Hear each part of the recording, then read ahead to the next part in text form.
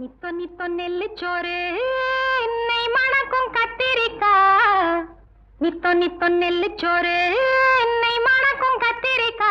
நேத்து வச்ச மீன் குழம்பு என்னை இழுக்குதையா.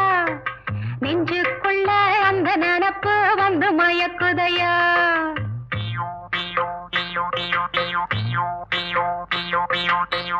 பச்சரிசி சோறு உப்பு கருவாடு சின்னமனோரு வாய்க்கா சேலு கண்ட மீன்